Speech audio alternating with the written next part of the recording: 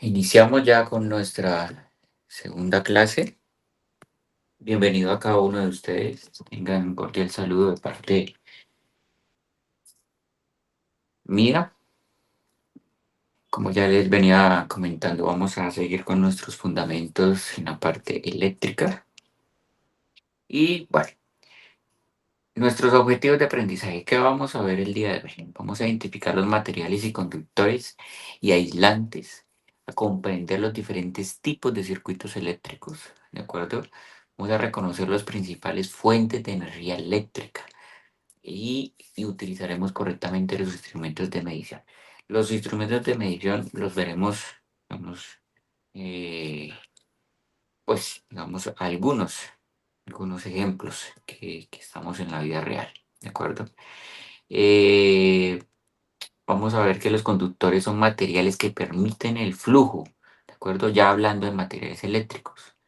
Los conductores permiten el paso de la corriente.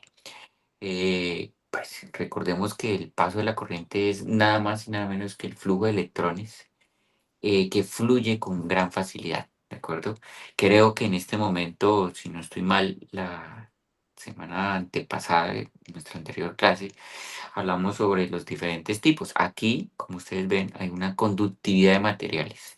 ¿Qué es esa conductividad? El paso de electrones en la cual mi corriente va a fluir de mejor manera. En este momento, a mano derecha, lo que usted encuentra es la plata, el oro, el hierro y el vidrio, en los cuales esa conductividad eléctrica y ese flujo de electrones eh, puede ser de mayor intensidad o menos intensidad, o puede conducir o no puede conducir, ¿de acuerdo? Estos se utilizan en cables, en conectores y barras colectoras, ¿de acuerdo? Bueno, para tener en cuenta cualquier pregunta, con gusto, yo estoy aquí pendiente.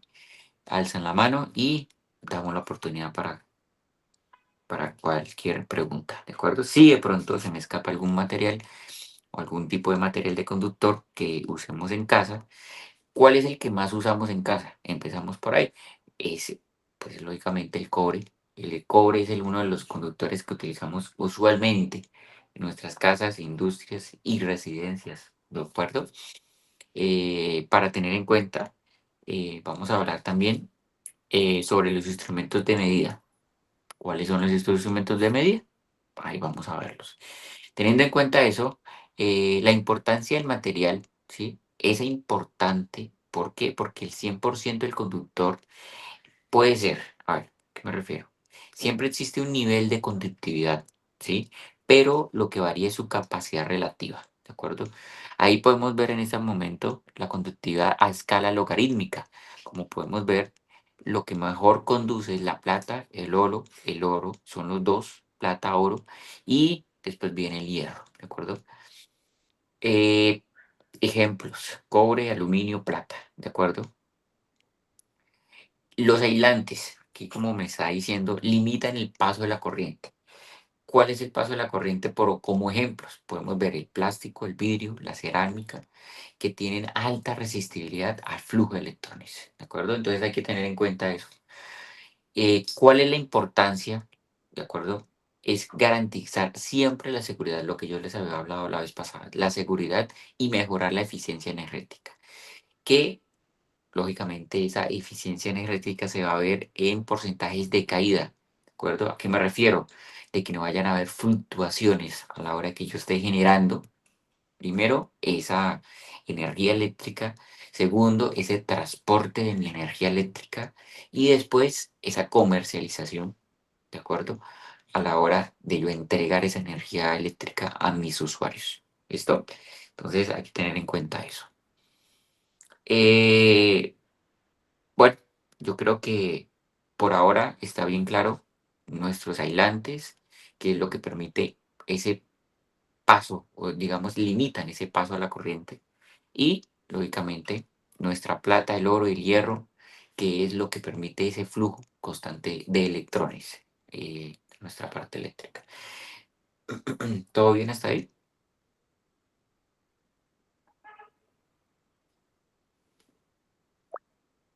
Sí, perfecto. Seguimos. Nuestras propiedades y usos. ¿de acuerdo? Nuestras propiedades y usos es que tiene una baja resistividad eléctrica, alta conductividad térmica, maleabilidad y conductividad. Estructura atómica con electrones libres. Aquí tenemos unas aplicaciones industriales, conductores y aislantes, en donde nos muestra un mapa, en donde hay transformadores, tableros eléctricos, en donde lógicamente tienen que haber unos aislantes en donde nos permitan que esa conductividad eléctrica no pase hacia nosotros o hacia elementos en donde hay fases neutros y tierras en donde tenemos tableros de distribución o tableros de baja, también hay tableros eh, o medidores en los cuales nos protegen esos aislantes de no tener que decir que la fase, los neutros y los diferentes elementos me lo aíslan para su buen funcionamiento. Eso es lo que me está tratando de decir. Entonces, esa maleabilidad y esa baja resistividad eléctrica hace que uno de los elementos, como lo vemos aquí, el plástico o la cerámica, tengan en nuestro quehacer eléctrico o que hacen parte de la parte eléctrica, eh, digamos, parte de ello, ¿de acuerdo? Esa alta resistividad eléctrica hace que nuestra conductividad se vea bajado a una muy baja proporción, ¿de acuerdo? O sea, que sea baja. Listo. Bueno, eso por esa parte. Aquí empezamos nuevamente y vemos ahora los circuitos eléctricos. Vimos en la clase pasada algo y nuevamente acá no lo enfatizan, ya viendo como como tema fundamental, ¿de acuerdo? Vamos a ver la serie, la parte de circuitos serie, paralelo y mixto. ¿Listo? ¿Cuáles son las características, las diferencias, las aplicaciones de los principales tipos de circuitos eléctricos? Ahora poseemos uno de los fundamentos y diferencias, ¿de acuerdo? En todo el sistema eléctrico, los circuitos eléctricos. Un circuito es un camino, ¿de acuerdo? Como en el anterior, como les había dicho, lo de la parte del caudal, ¿de acuerdo? Eso es lo mismo, ¿de acuerdo? Entonces, el circuito es un camino que sigue la corriente eléctrica, ¿listo? Desde la fuente de energía, como ustedes ven aquí la fuente, aquí al ladito, ¿de acuerdo? Pasando por los componentes hasta regresar a la fuente. ¿Qué pasa? Siempre esa fuente debe tener un positivo y un negativo que va a una carga, bien sea una carga resistiva, capacitiva, inductiva, ¿de acuerdo? Pero eso lo vamos a ir viendo mucho más adelante. Y que tenemos un interruptor, que ese interruptor lo que hace es interrumpir precisamente ese flujo de energía y ese flujo de electrones. Constantemente podemos decir que ese circuito serie se puede comportar como una malla, ¿de acuerdo? Y ya ahí entramos a circuitos eléctricos y podemos empezar a calcular esa corriente y esa carga, esa resistibilidad y una cantidad de cálculos eléctricos que lo podemos hacer, bien sea con la ley de Ohm, que lo vimos la vez pasada, si ustedes lo recuerdan, que esa ley de Ohm me ayuda a mí, ¿a qué? A calcular precisamente corrientes, ¿de acuerdo? Esos voltajes, ¿listo? Y a tener como esa maleabilidad en mi circuito eléctrico, a calcular ya variables. Con base a eso, tenemos que un circuito eléctrico, los componentes están conectados uno tras de otro. Ustedes dan cuenta, uno tras de otro. Entonces, positivo sale por el negativo, entra por el positivo, nega por el negativo, y así consecutivamente hasta llegar a la fuente. La corriente, tengan en cuenta, que es la misma en todos los puntos, ¿de acuerdo? La corriente va a ser siempre la misma en todos los puntos. Si un componente, hay que tener en cuenta, se desconecta, el circuito completo se desconecta. ¿Listo? ¿Qué pasa con el interruptor? Ese interruptor lo que hace, vuelvo y digo, en circuitos eléctricos dos, podemos ver, me estoy avanzando un poco en cuestión de teoría, se pueden ver circuitos amortiguados, sobreamortiguados y subamortiguados, en donde ese interruptor va a ocasionar de que mi circuito o mis elementos se vean altamente, digamos, correlacionados. acuerdo? Eso también lo podemos ver en motores, que lo vamos a ver más adelante. Y esos motores, hay que tener una compensación eh, para que cuando mi motor se va prendido, esa alta flujo de corriente y ese pico de corriente no me vaya a fluctuar demasiado en mi sistema eléctrico. Y eso se debe compensar con condensadores, pero eso ya es unos temas mucho más arriba. Entonces, por ahora vamos a ver esos tres elementos, que es la fuente, carga y interruptores, ¿de acuerdo? Bueno, ya les comenté, eh, elementos de protección. ¿Cuáles son los elementos de protección? Esos casi siempre son fusibles. Los vemos usualmente, los fusibles, para entrarnos ahí un poco en materia. Esos fusibles se encuentran más que todo, uno para interrumpir, sí, pero también hace que nuestro sistema, cuando entre en corto, sobre voltaje, corriente o termomagnético o por calor, se activen y hace que mi sistema eléctrico sea protegido. Esa es la gran ventaja, digámoslo así, de nuestros fusibles o interruptores. Anteriormente se colocaban, no sé si ustedes recuerdan antes, se colocaban unos fusibles como un hilo, ¿de acuerdo? Yo en mis prácticas hace un tiempo, la parte eléctrica en el colegio, nuestros fusibles lo simulábamos con un hilo de cobre, ¿de acuerdo? Como un cabello, tan. Y ese hilo pues se calentaba o se explotaba, o se reventaba. Recuerdo yo bien en el banco en nuestros bancos de prueba, hacíamos pruebas y cuando hacíamos algo mal o algo, ¡pum! Se reventaba ese hilo y lo tratábamos de simular o era un fusible. Ya hoy en día, pues lógicamente se han tecnificado y toda la evolución de la tecnología. Esos fusibles ahora son mucho más compactos y hay algunos fusibles que los podemos programar, ustedes bien saben, con eh, programar en cuestión de segundos o milisegundos o yoctosegundos, de tal manera que nuestra respuesta sea mucho más efectiva y mucho más rápida, ¿vale? No sé si hasta ahora está quedando todo el tema bien. Algunas preguntas, con gusto los, los escucho. Vale, listo. Muchas gracias. Listo, Darwin, gracias. Seguimos acá con nuestro... Bien, como en este momento podemos encontrar, como les había comentado, la corriente va a ser la misma que va a fluir sobre los componentes de R1 y R2, ¿de acuerdo? Pero hay que tener en cuenta que la tensión se divide, ¿de acuerdo? La corriente es la misma, pero la tensión se divide entre los componentes. Haya R1, R2 o R3 o Rn, como Rn es muchas resistencias más, o como ciertamente una carga mucho más resistiva, ¿de acuerdo? Entonces, ¿a qué voy? De que si un componente falla, todo el circuito se interrumpe. ¿Listo? Hay que tener en cuenta que la resistencia total es igual a la suma de las resistencias individuales. Eso lo estuvimos viendo en la clase pasada, recuerden cuando estuvimos calculando la resistibilidad en un ejemplo que puse, y que precisamente las resistencias ahí no la van a sumar. Esas suman. R1 más R2 es igual a RT. Entonces RT es la resistencia total.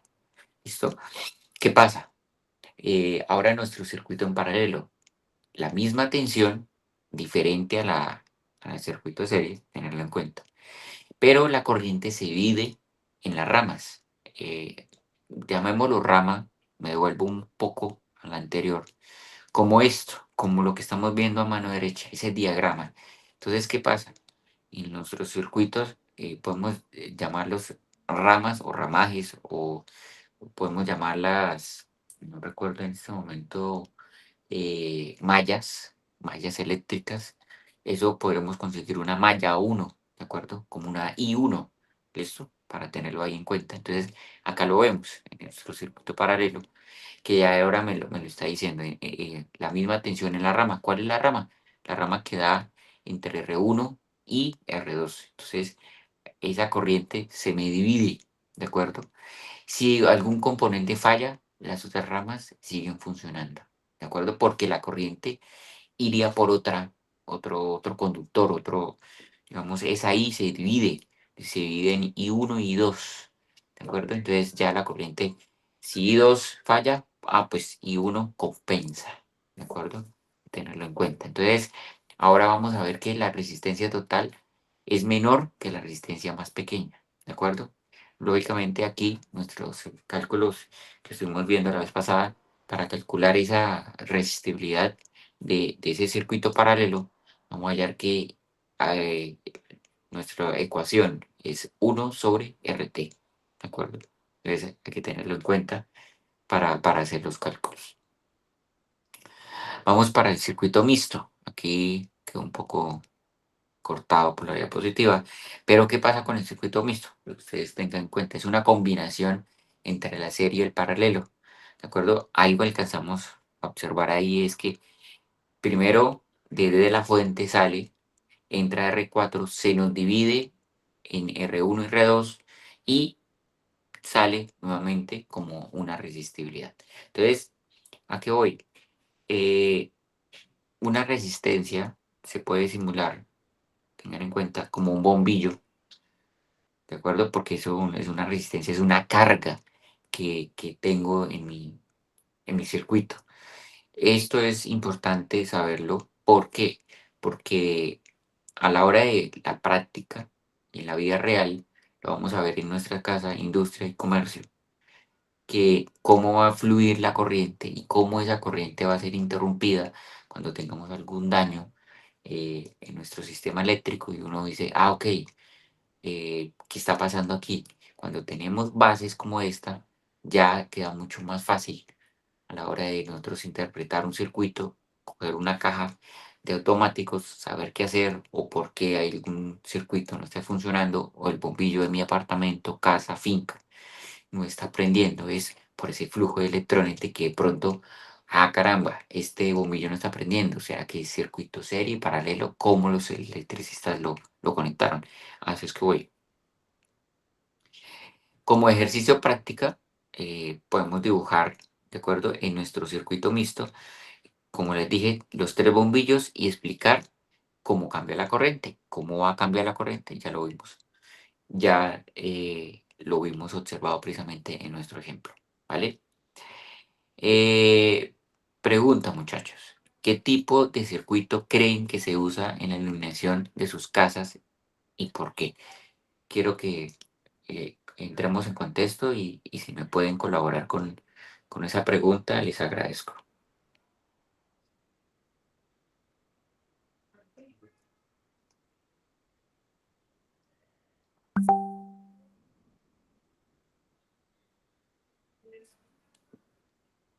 Mixto, me dice Darwin.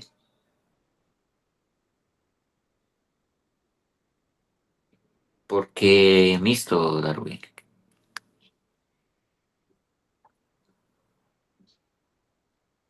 ¿Qué hace que nuestros... Profe, pues la verdad, pues yo creería que mixto porque tiene varios circuitos en paralelo y salen algunos en serie, pero pues es lo que más se asemeja a un circuito eléctrico de un hogar, ¿no? Sí, Pero pues la verdad no estoy muy seguro debido a que si tuviéramos algunos circuitos en serie, pues cuando prendíamos un bombillo el otro bajaría su intensidad, correcto. entonces estoy entre paralelo, pero paralelo pues es como lo más cercano, ¿no? Sí, señor. Efectivamente, tenemos que nuestros circuitos residenciales usualmente se conectan paralelamente. Sí, se conectan paralelamente porque es un sistema un poco más compensatorio. ¿Qué me refiero? De que si en algún momento nuestro bombillo o nuestro toma falla por corto, ¿de acuerdo? Puede que esa falla me active ese sobre, es porque una falla, recuerden, es una elevación de corriente alta, ¿de acuerdo?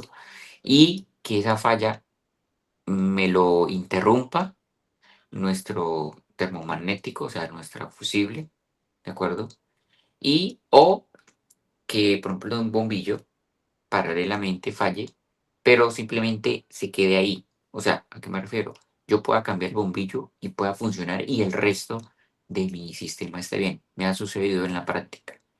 Hay muchas veces que por error nuestras pinzas, nuestros alicates tocan bien sea la fase o bien sea otra fase, puede ser o bien sea el neutro o bien sea la carcasa y eso hace que genere un chispotazo, pero es en el acto. Ese chispotazo hace que no se me vaya nuestra corriente en nuestro sistema, bien sea comercial o residencial. Hay que tener en cuenta que esto, desde nuestra cometida, voy a explicarles un poco de eso. Nuestra cometida hay que tener los calibres adecuados. Creo que más adelante vamos a ver sobre eso, sobre los calibres y sobre los instrumentos de medida. Pero entonces esos calibres de conductores se deben de calcular precisamente con eso, con la ley de Ohm, para saber qué intensidad eléctrica y qué intensidad pasan por nuestro conductor. Esa intensidad eléctrica hace que nosotros podamos calcular nuestra protección más adecuada, ¿de acuerdo? Hay que tener en cuenta nuestra... Ok, eh, listo, Gaby. Entonces, acá nos hacen una pregunta.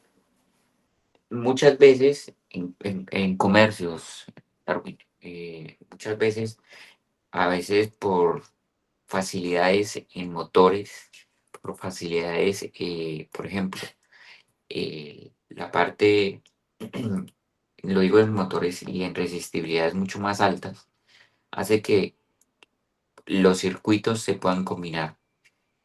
Pues lo digo es porque en unas industrias hacen que, por ejemplo, una máquina esté consumiendo eh, tantos kilobytes y hace que esa máquina solamente sea generadora o digamos de que yo le inyecte un solo circuito, le lleve un circuito simplemente a ella, ¿sí? Y pues digamos que sea eh, el que me esté consumiendo. Pero usualmente esos mixtos pueden hacerse también en diferentes tipos residenciales, ¿de acuerdo? Entonces, como lo vemos ahí en el ejemplo, hace que tanto R4 como R2 y R1 tengan un complemento en sí, ¿de acuerdo? Y ese complemento se puede utilizar para la gran parte residencial y comercial. Usualmente lo utilizamos, ¿no? Pero bueno, eh, no sé si hay alguna pregunta o podemos pasar ya, yo creo que para la generación eléctrica, como lo vemos como fuentes de energía. Entonces, ya vimos que es circuito mixto, paralelo y mixto, y las diferentes aplicaciones, cómo calcularlo y para qué nos sirve en la vida eléctrica, en la parte eléctrica, en la vida real, más bien. Recuerden, siempre va a haber una carga, un interruptor y una fuente. ¿Listo? Hacia eso nos basamos hacia las fuentes de energía.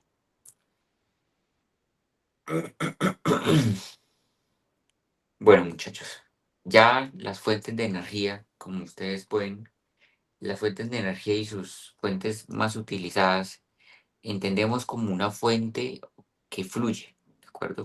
Ahora que entendemos qué es lo que fluye y cómo fluye y cómo vamos a controlar, cómo debemos saber de dónde proviene esa energía eléctrica, ¿de acuerdo? Eh, Como fuente primaria, vemos que el agua, el viento y el combustible y el sol son una fuente que se ha utilizado eh, desde hace poco y desde hace muchos años en nuestro sistema, ¿de acuerdo?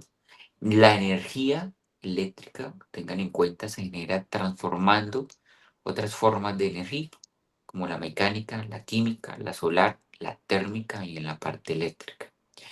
Hay que tener un fundamento físico, porque recuerden que la parte eléctrica se basa en la física. La física hace complemento o es complemento de la parte eléctrica, tenerlo en cuenta, y es que la energía no se destruye ni se crea, simplemente se transforma, se convierte, ¿de acuerdo? El que el eléctrico o eh, el que estudia la parte eléctrica debe de saber que eso hace parte fundamental, con base a lo que yo le estoy diciendo, que se convierte efectivamente el agua, el viento, el combustible y el sol son fuentes generadoras. Es una fuente primaria que hace que mueva algo. Partiendo de eso, ese movimiento de que mueva algo, el agua va a generar que yo mueva una turbina. Nuestro viento hace que nuestras turbinas eólicas se muevan. Nuestro combustible hace que también se mueva un motor, un generador, y el sol hace que se muevan unas moléculas, de acuerdo, como un panel que generan. Entonces, si ustedes se dan cuenta, gran parte de eso hace que se mueva algún tipo de elemento, ¿de acuerdo? Y que ese elemento haga como generador. Recuerden algo, que el motor se puede utilizar, más adelante vamos a ver motores eléctricos, puede utilizar como generador o como motor, ¿de acuerdo? Ahí vemos una matriz energética en Colombia, ¿de acuerdo? Usualmente nuestras generadoras se utilizan como la hidroeléctrica. Hay diferentes tipos, o más bien diferentes, sí, tipos podemos considerar, o diversos tipos de hidroeléctricas que generan a diversos tipos de tensiones eléctricas. Ahí ya vamos a ver un pequeño espacio para ver que nuestros niveles de tensión cambian. ¿Listo? Nuestra industria vemos niveles de tensión uno, 2 y 3. ¿Y eso a qué base? ¿O a qué se basa? Niveles de tensión de entre niveles de tensión de baja tensión, media tensión, alta tensión y extra alta tensión. ¿De acuerdo? Entonces, esas hidroeléctricas casi siempre convierten esas generadoras en alta tensión como transformadores elevadores. ¿De acuerdo? Esos transformadores elevadores hacen que por nuestra red eléctrica se eleven una tensión de extra alta tensión y alta tensión de 500, de 2, de 240 o 50, bueno, según la transmisión. Y eso va a pueblos, ciudades y llegan a, o bien llamados transformadores, pero ya que convierten de alta a baja, ¿de acuerdo? Y llegan a subestaciones. Entonces, yo me estoy entrando así más o menos como un esquema que más adelante vamos a mirar. En este momento en Colombia, como estamos, las hidroeléctricas ocupan más de un 80% aproximadamente. Tenemos ahora las térmicas, ¿de acuerdo? Que tenemos una torta que es aproximadamente, posiblemente, eh, casi un 20 o 30%, ¿sí? Ya, regálenme un segundo, por favor. Regálenme un segundo, por favor.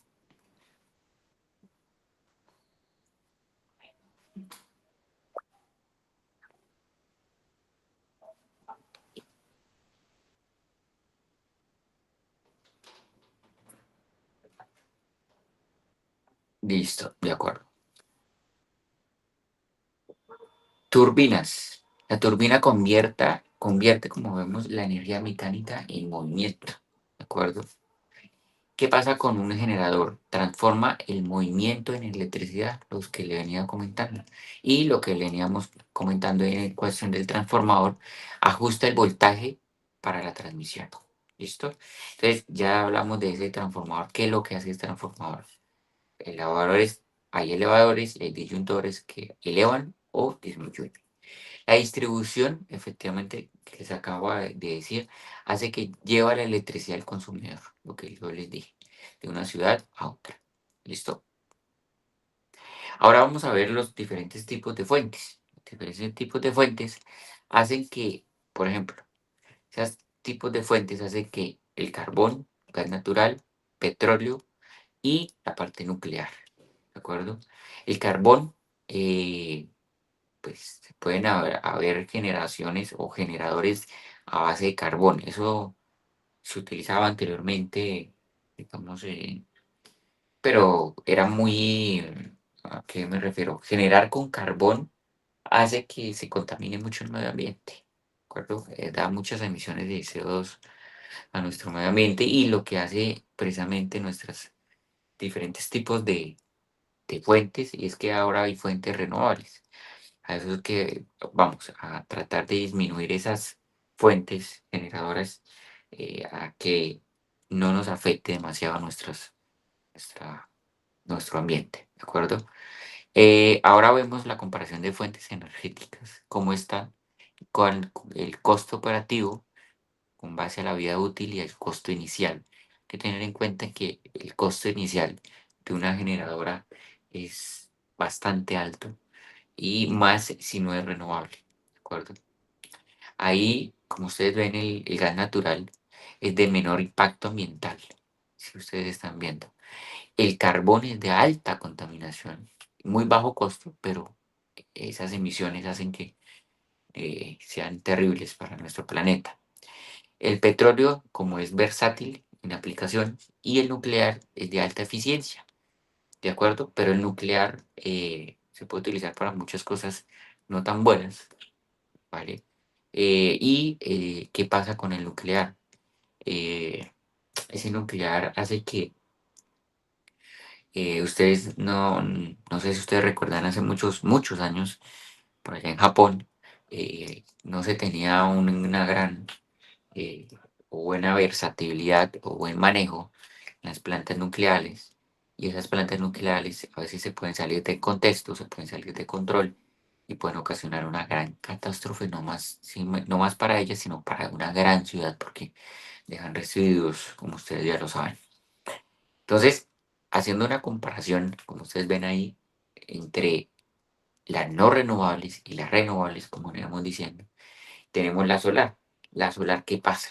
La solar es una de las eh, grandes fuentes renovables que hoy en día se están aplicando en nuestra ciudad, en nuestros países y en nuestro mundo. Eh, Ahorita hay un parque eólico que, si no estoy mal, se hizo y se está haciendo en la Mesa de los Santos. Si de pronto alguien sabe o reconoce, eh, con gusto, por favor. Y ya el mundo se está dando cuenta que la solar, uno, está bajando costos operativos, dos, está emitiendo menos CO2 a nuestro sistema eh, y a nuestro mundo, y eso está haciendo que con el tiempo vamos cambiando de ese no renovables a uno renovable. ¿Qué pasa con la parte solar? La eficiencia, pues lógicamente no va a ser la misma, pero últimamente están saliendo paneles solares mucho más eficientes. Recuerden, voy a entrar un poco a este tema, a este subtema, es que hay paneles solares monocristalinos, policristalinos, que lo único que se basan es en la eficiencia. ¿Qué es un panel solar? O cómo se ve construido, es con, recuerden, con algo que se llama el silicio. Y el silicio es nada más y nada menos que basado o sacado desde la arena, ¿sí? Entonces, tener en cuenta eso. Hay unas especificaciones sobre los paneles solares y es que tienen una vida útil, ¿de acuerdo? Eh, ¿A qué me refiero? Hay unos paneles solares que pueden estar durando entre los 25 a 30 años de vida útil y eficiencia al 100%. A eso es que me estoy basando. Entonces, mm, con esa durabilidad del 100%, ya después de 25 o 30 años, ya ese porcentaje de eficiencia ya no va a ser el 100, sino muy posiblemente el 80. O según cómo esté funcionando, cómo le haya dado funcionalidad al sistema. Entonces, ahí vemos algo muy particular de la parte solar. También los componentes de la parte solar, recuerden algo, y es que cuando yo estoy generando eh, en la parte solar, hay que tener en cuenta que él me genera en DC, ¿de acuerdo? En corriente continua. No hemos hablado en eso. Voy a explicarles un poco de esa cuestión, y es que en nuestro sistema casi el 80 o 90% se utiliza nuestro sistema es en AC, corriente alterna, ¿de acuerdo? Entonces esa corriente alterna hace que nuestra corriente alterne, como lo dice, entre un positivo y un negativo, entre 120 y menos 120. ¿Por qué les explico eso? Para que les quede claro un poco de cómo genera nuestra parte eléctrica y cómo genera la solar, la eólica, hidráulica, biomasa y geotérmica. Entonces, a eso es que voy. Entonces, eh, usualmente nuestra hidráulica, o más bien nuestra eficiencia, no, más bien nuestra generación es por medio de unas ondas sinusoidales, bien llamadas, y esas ondas sinusoidales hacen que alternen. Por eso es cuando a ustedes les pasa un corrientazo en sus casas, lo sienten, pero ustedes se pueden despegar. Ya en la parte de corriente continua es un poco más peligroso, porque efectivamente puede que queden pegados y pues queden quietos ahí, precisamente porque esa corriente se mantiene constante en el tiempo, ¿de acuerdo? Bueno, empezamos con la eólica, es limpia y es pues dependiente del clima. Efectivamente, la solar también es dependiente del clima, ¿de acuerdo? Entonces, esas dos son depende del clima. ¿Por qué? Porque la solar, pues lógicamente, ¿qué? Cuando hay una nube, esa nube hace que mi eficiencia los rayos solares no entren con gran intensidad a mi panel solar, ¿de acuerdo? Hay que entrar, digamos, a cada uno de ellos hay que entrar con cierta explicación para que ustedes entiendan. Entonces, ¿qué pasa? La eólica, si no hace viento, pues mi motor generador no va a andar, no va a funcionar y no va a generar parte eléctrica. ¿Listo? En la solar, ¿qué pasa? Si no tengo gran intensidad, hay que tener en cuenta que hay un parque eólico enorme en la parte alta de nuestro querísimo Colombia, que es allá en Riohacha. ¿Por qué? Porque se hacen estudios por medio de la NASA en donde cuál es la eficiencia de nuestra intensidad lumínica solar. Entonces, con base a eso, se mira la intensidad de nuestro sol y se colocan paneles, ¿de acuerdo? Uno, dos, la parte eólica, en qué parte de nuestro territorio nacional hace mayor cantidad o corre mayor cantidad de aire, ¿de acuerdo? Eso se mide con unos aparatos y podemos mirar la velocidad, y esa velocidad hace que podamos tener certamen de que podamos tener un parque eólico. ¿Hay parques eólicos acá en Colombia? Efectivamente. Vemos la hidráulica. La hidráulica la podemos ver acá en el río Sogamoso. ¿Qué pasa? No se puede colocar una generadora hidráulica en cualquier río, en cualquier parte. Se hacen estudios previos, así como la solar, la eólica, la hidráulica también. ¿Para qué? Para que ese caudal me pueda mover un generador, una turbina, no, un generador, y ese generador por dentro es un motor que pueda generar mi corriente, mi electricidad, bien llamada. Entonces, hay que tener unos estudios, ¿de acuerdo? Esos estudios yo los puedo, lógicamente, complementar más adelante. En este momento estamos viéndolo como un brochazo, ¿de acuerdo? ¿Qué pasa con la biomasa? La biomasa es orgánica y emisiones neutras. Podemos ver biomasa, eh, bien llamado, en la popó de las vacas, ¿de acuerdo? Se ha hecho estudios y eso trae unas emisiones y se puede generar electricidad por ahí. también se puede generar por medio de residuos, ¿de acuerdo? Aquí en nuestro, por ejemplo, les coloco en nuestro botadero de basuras, ahí lógicamente se puede generar mucha electricidad. Eh, ahí hubo un alcalde acá en Bucaramanga en donde gestionó para que desde ahí se pudiera generar pues parte eléctrica. Creo que no hubo estudios y ese tipo de cosas, pero no, para no entrar en detalles, no se lo complementaron, no se lo evaluaron, no se lo aceptaron.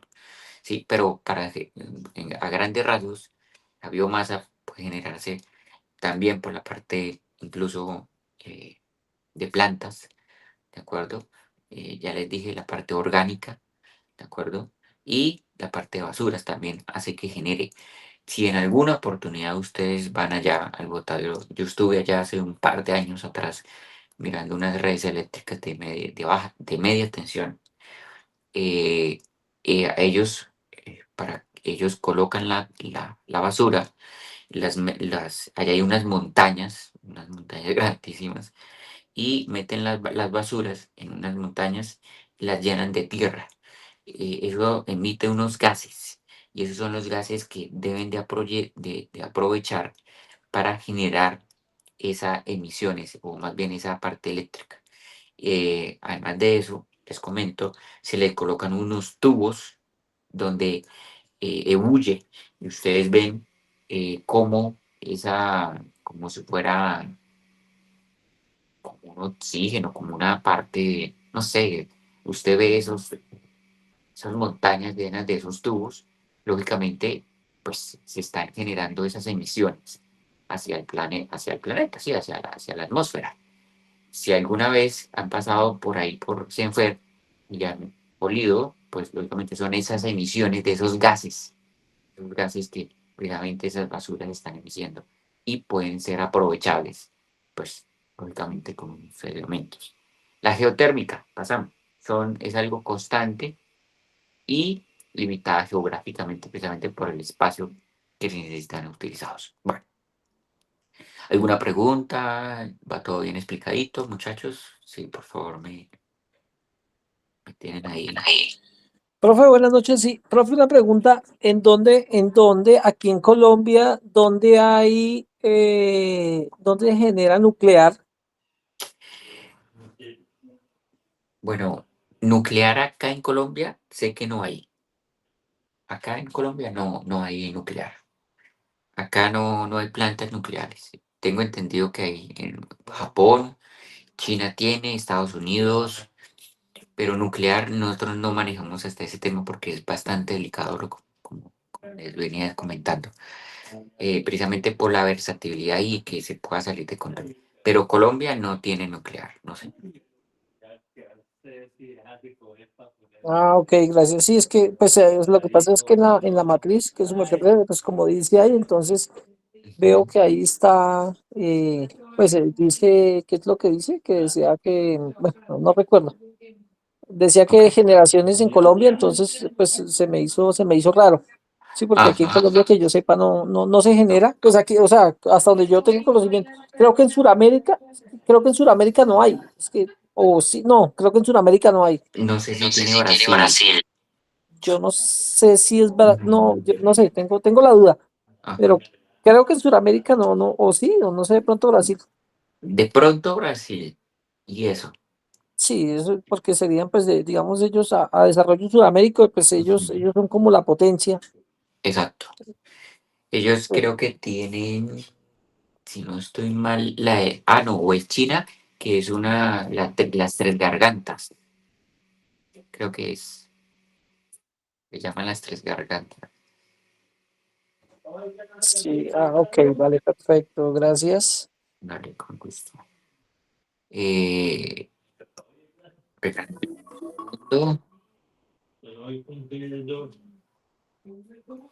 Espera un segundo, muchachos, por favor.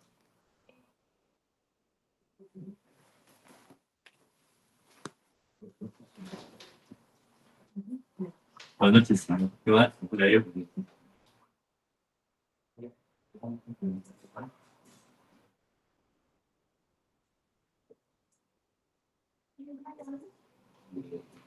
Vamos.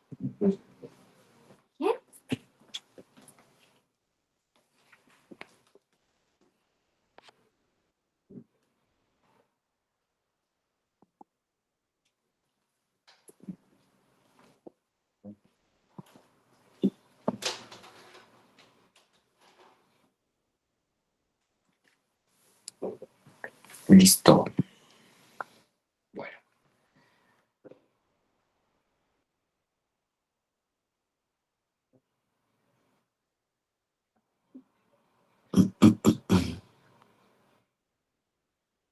Bueno, muchachos, ahora seguimos con las instrumentos de medición.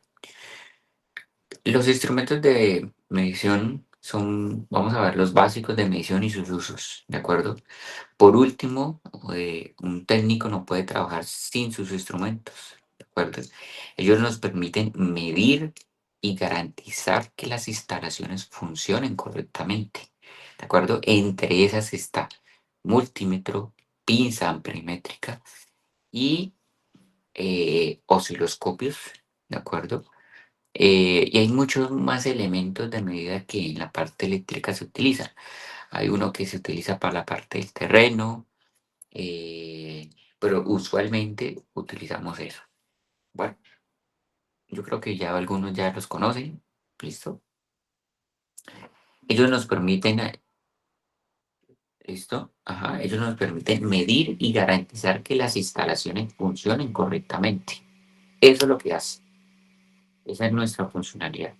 ¿Qué pasa con el multímetro? El multímetro mide, ¿de acuerdo? Mide voltaje, corriente y resistencia.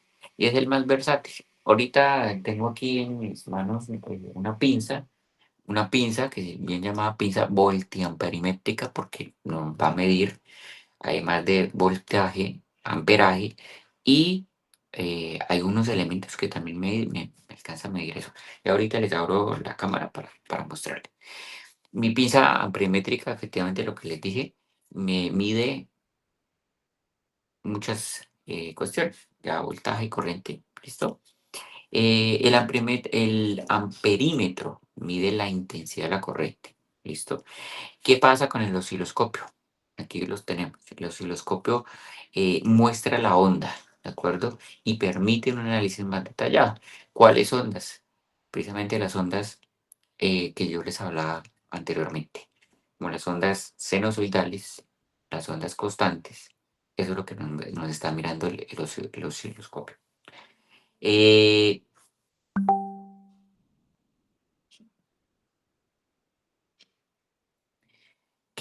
Aquí me hacen una pregunta. El factor de potencia que yo tenga entendido se debe sacar por cálculos, ¿sí?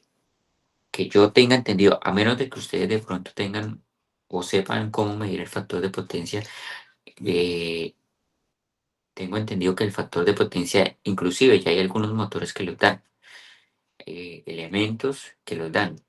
Factor de potencia 0,8, 0,9, que es ideal, ¿de acuerdo? Pero casi siempre el factor de potencia lo traen las máquinas, ¿sí? No sé si, si- señor, dime, Darwin. Profe, lo que pasa, bueno, no sé si es el factor de potencia. Siempre, bueno, esta semana que estuve revisando las clases, los módulos, me di cuenta que había un instrumento que es muy parecido a una pinza amperimétrica, inclusive la estuve averiguando por Mercado Libre y Ujú. mide si es el factor de potencia o creo que es esto, la potencia reactiva. Eso sí.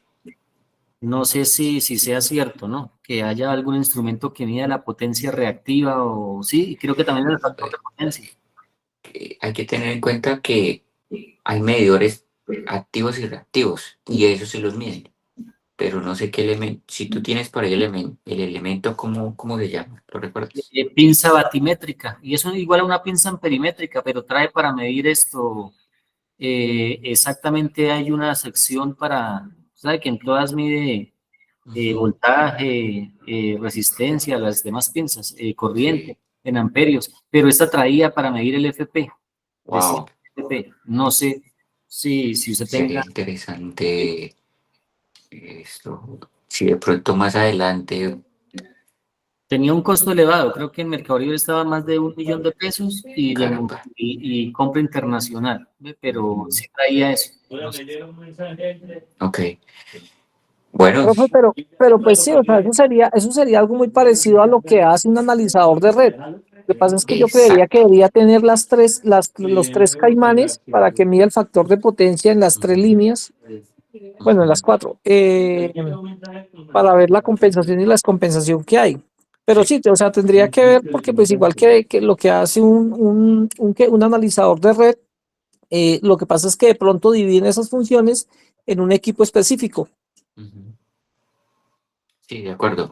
Entonces el analizador de red lo que nos hace es precisamente medir voltaje, corriente, y nos saca unas gráficas en las cuales podemos medir cómo está el sistema en sí en un determinado tiempo, en 1 o 2 días. Bueno, pero sí, tienes toda la razón. Y él ya nos está sacando precisamente ese factor. Bueno, aquí vamos a mostrar un momento las pinzas. Voy a abrir acá la cámara por el otro lado. Acá, como ustedes ven. Hay diferentes tipos de pinzas, diferentes marcas también. Esta es una Fluke. Y diferentes tipos de rango, ¿de acuerdo? Hay que tener en cuenta que esos rangos también se dan en la parte de medición de voltaje y en medición de corriente. ¿Listo? Y aquí también puedo medir algo que es bien llamado la continuidad, que no estaba ahí, pero estas pinzas pueden medir continuidad. Pues aquí tengo mis cablecitos en los cuales yo los conecto y puedo medir. Me gustaría de pronto más adelante hacer algo un poco más práctico. Voy a consultar a ver si de pronto podemos hacer un circuito práctico en los cuales podamos medir corriente, voltaje, podemos hacer cálculos, ya la parte práctica, porque pues ya podemos tener el concepto mucho más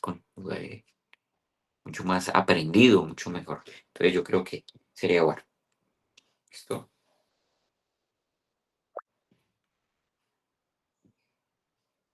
Vale. Entonces, bueno, seguimos.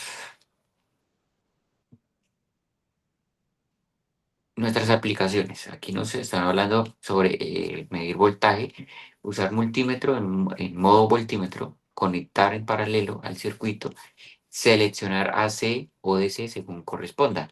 Ya menos mal, ya habíamos hablado sobre ese AC y DC que eran. Entonces, eh, acá dentro de las pinzas, pues eh, ya ustedes conocen, puedo colocar mis pinzas en voltaje y coloco conecto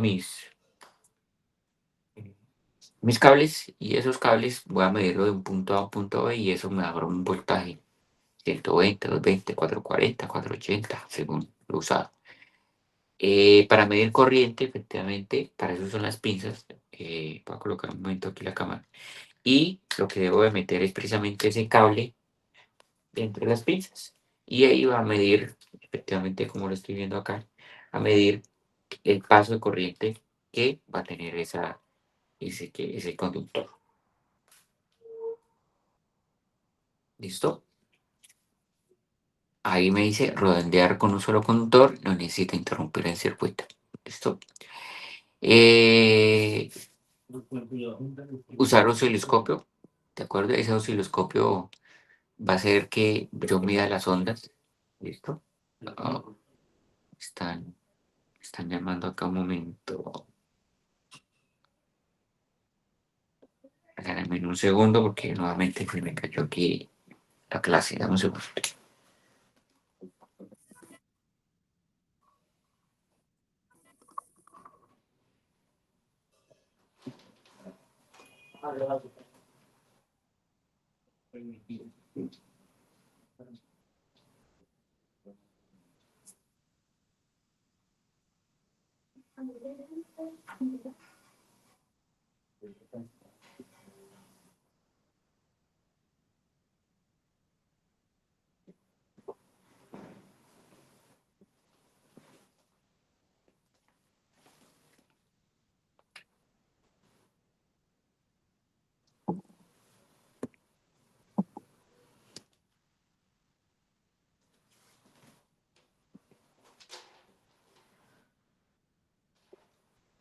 Bueno, les comento que pues en esta oportunidad esto estoy transmitiendo por el celular de mi esposa, entonces cuando ella lógicamente le llaman, pues se cae un poco la presentación.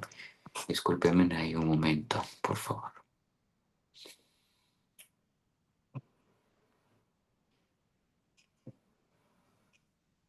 Bueno, ya sabemos cuáles son las aplicaciones o los parte de mediciones. Vamos a ya terminar prácticamente nuestra clase del día de hoy. ¿Cuáles son? Vamos a tener en cuenta los conductores. Los conductores, yo les hablé hace poco de los conductores. ¿Y los conductores qué hacen? Transmitir o eh, influir o transmitir mi corriente eléctrica. Hay diferentes tipos de conductores que garantizan perfectamente la seguridad y la eficiencia de las instalaciones. Tener en cuenta que nuestros conductores nuevamente van a ser calculados por nuestra carga para que sea que nuestro conductor no sufra. ¿Qué es no sufrir? No se caliente y esa, eh, digamos que a momento de calentarse, lógicamente ese conductor va a tener que, ese aislamiento va a tener unas ciertas condiciones de que se nos puede derretir, ¿de acuerdo? Eso por el lado de los materiales.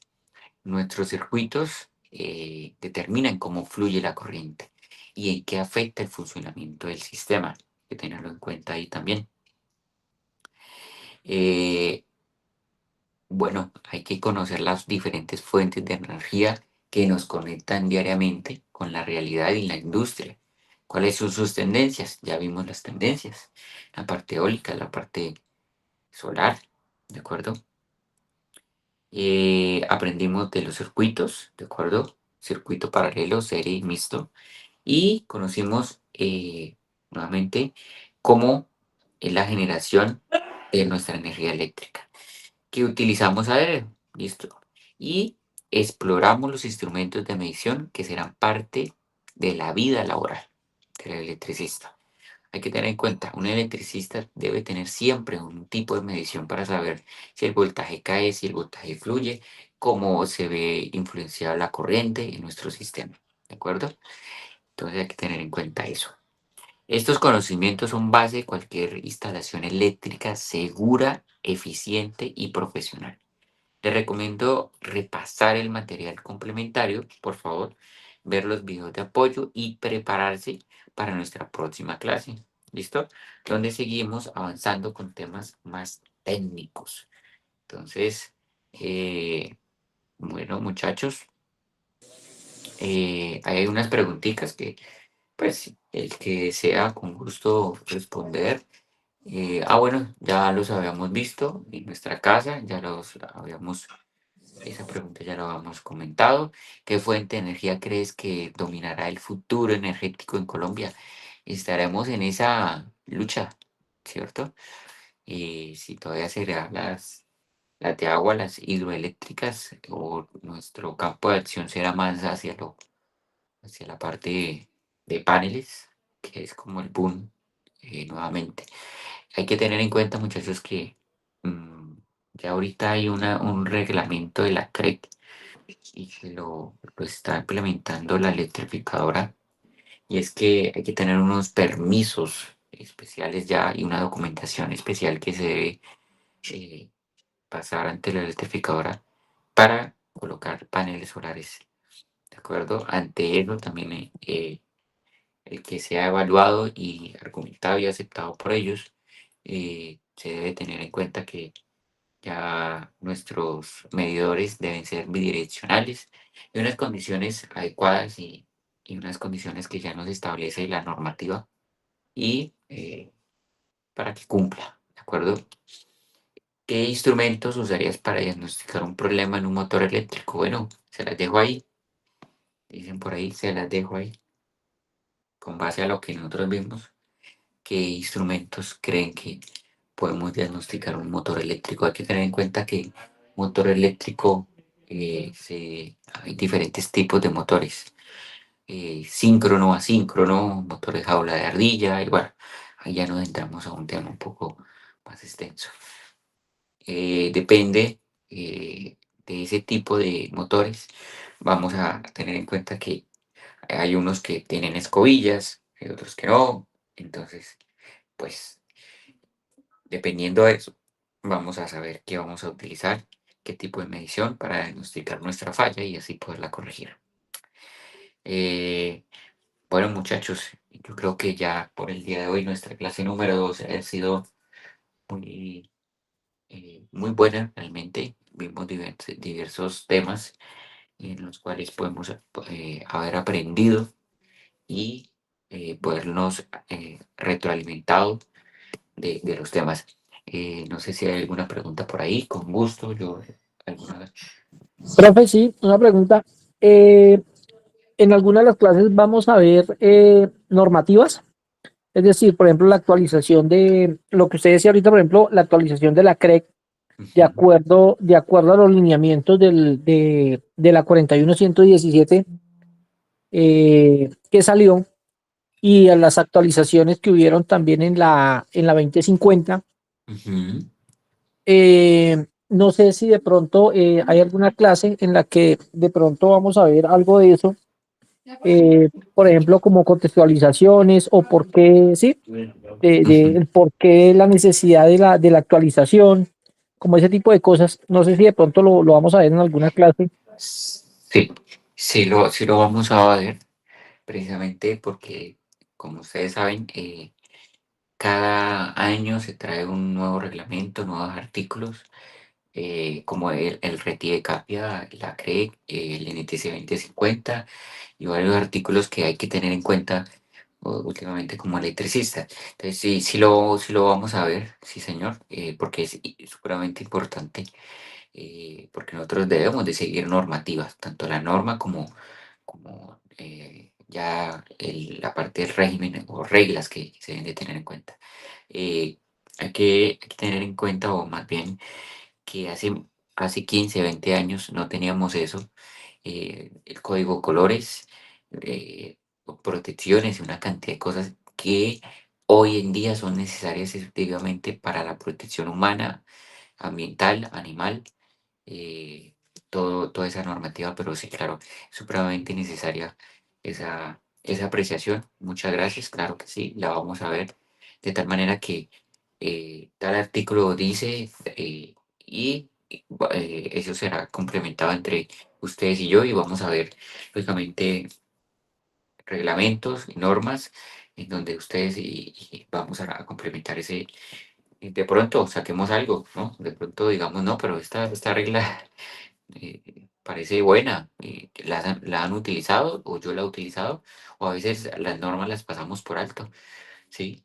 Por muchas cosas, muchas cuestiones que o no sabemos o las sabemos y las omitimos. Entonces sí, pero sí, muy buena apreciación. Muchas gracias.